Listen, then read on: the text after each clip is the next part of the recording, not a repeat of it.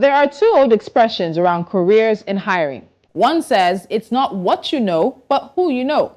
The other says your network is your net worth.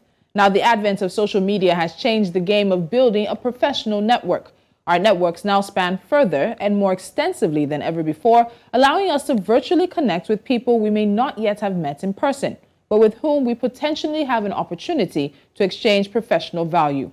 A strong network is a vital aspect of any professional life because networks bring great results. Now, research has found that around 85% of all positions are filled through networking. And for the small business owner, one of the best strategies for growing the business is using networking opportunities. You never know when one new contact can have a positive, hugely positive impact on your business's bottom line. Now, on this episode of the Career Hub, powered by the African Talent Company, we're looking at making the most of networking opportunities. Joining me now is David Mbelu. He's head of partnerships for Jobberman, Nigeria. David, welcome to Business Edge. Thank you so much for joining me. Thank you so much for having me. I'm really excited to be here. All right. So in terms of networking, some people often think it's at different stages. It's only when you're young and you're trying to get into an industry or when you're trying to grow your business. And when you get to a comfortable position, there's no longer a need for you to really network. Is that really what it is? Is it networking only at specific times, or when is networking really important in your career? Thank you so much for that question. I think networking is really important, and it's very important across your career journey. Starting from when you're out there looking for a job opportunity, even while you're on the job, it's important that you network. Your network, your social contacts can actually help you grow your business revenues. It could also help you land your next job. So there are different times that you would need it. So even as a senior person, right, you can find out more information about new trends in your industry simply by networking. And it's also good to have very solid networks, because that then gives you an opportunity to call in favors when you need them. So I've been to a lot of events, whether networking or just events, that people want to take the opportunity to network. And oftentimes you see people enter a room of strangers, and at the end of the day, they come out with phone numbers in their phones and they come out with cards, and they seem to have felt that they've really networked. They've gotten this person's number, they've gotten this person's contact, but that's really not exactly what it is. So tell us, what is networking not? What are the misconceptions that you've seen many people hold about networking? Okay, so first of all, I think there's that misconception that, you only network when you need to get a job. And then sometimes there's also the misconception around, should I let my company know that I'm networking, or is this a good thing or is it a bad thing? The truth is that networking is really about, just building social contacts, right? So building friendships with people from different organizations, keeping the lines of communication open between you and them, because you never know when you would need it. So I think one of the pointers would be you have to be very confident when you're engaging people. Be happy to tell them about what you do, and be proud of what you represent, because at the end of the day, when you are networking or you're engaging with someone, you are also selling yourself as a brand. You're also selling your product, and you can tell a story about. They can actually tell a story about who you are just by networking. You'll be surprised that during networking events and sessions, what could come off as interesting for one fellow, could just be your dressing, right? The way you match your suit, the way you match your tie, it tells a lot about you. Maybe your lapels and things like that. So I think, just be confident. Remember that it's not necessarily about your organization, it's about who you are. Build friendship first. Don't be too eager to get into the business of things. Rather, just focus on getting to know who that person is, and sending out your message very clearly to them. Okay, so I'm going to follow up with you on this, because I've also known that there are a lot of people who tend to prepare a elevator speech or a pitch. Many have heard, Yes. 1 minute, just tell them who you are. Hi, my name is Tolu. I do this. And it becomes sort of a one-way process. You're here at this networking event and you're just pouring onto people. And as you said, you're not listening. So many of us approach networking as a one-way process. But why is this really a two-way process? So I think it's a two-way process, because you have to actually listen carefully to what the other party or the other person is saying, right? So yes, it's great to have that elevator pitch, but be open to allow the conversation flow naturally.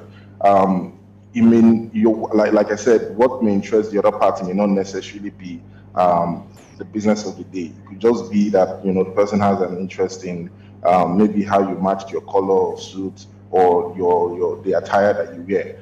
So start off that conversation from there.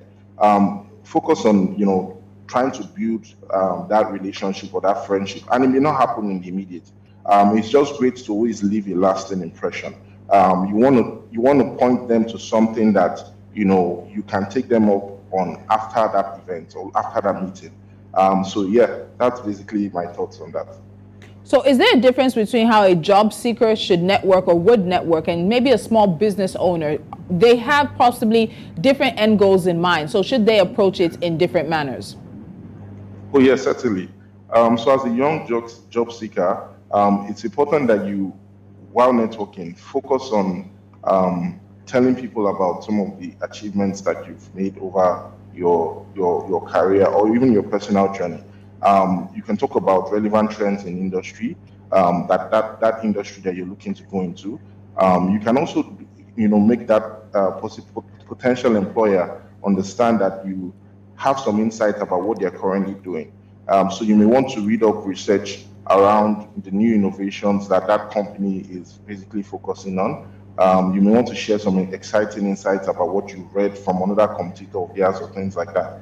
But make sure you're confident, make sure you leave a lasting impression, make sure you have a channel as to how you can reach out to that person after that event.